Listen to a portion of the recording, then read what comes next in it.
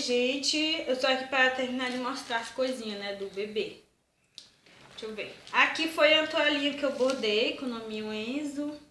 Comprei isso no Maranhão. Comprei ele, essa meinha, que foi, eu acho que 2 e pouco, alguma coisa assim. Esses 2 pezinhos. Tá mostrando direitinho?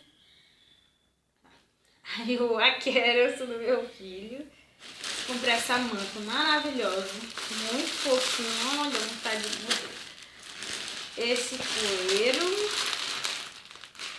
Deixa eu ver. Esse aqui eu acho que foi 15, alguma coisa assim. Esse foi R$12,90 lá no Vinho da Mamãe, no Maranhão. Ele é muito bom, né? Hoje eu vou mostrar aqui.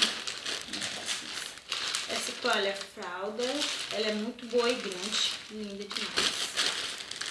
E esse conjuntinho, que coisinha fofa da mãe, ela vai usar só com 4 meses. Deixa eu ver aqui mais. Pera aí. Gente, foi essa calça, mas tem o body dela, não sei, cadê? Mas também, fofinho. E de meia isto. Esses 2 macacões, que coisinha fofa. Amarelinho, ainda não sabia o que era, então eu comprei aqui em São Paulo mesmo, mas eu não sabia o que era. Aí acabei comprando o verdinho e o amarelo. Esse que é muito fofinho, né? Lá no Maranhão também. De calor é a blusinha. A blusinha e a calça. Muito fofinho. E também os outros produtinhos que eu comprei no Maranhão. Essa bolsa da Natura de higiene que eu vou pôr pra levar pra maternidade. Ela é muito boa. Bem grossinha, ó, revestida. Uma maravilha. E muito cheirosa também. É linda.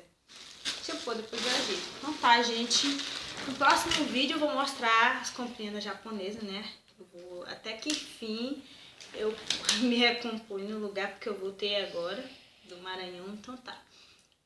Beijo, deixa um joinha aqui para as outras coisinhas, né? E no próximo vídeo vai ser as comprinhas na japonesa, que eu fiquei louca, que tem muita coisa, uma mais fofa do que a outra. Tchau, gente. Beijo. Até o próximo.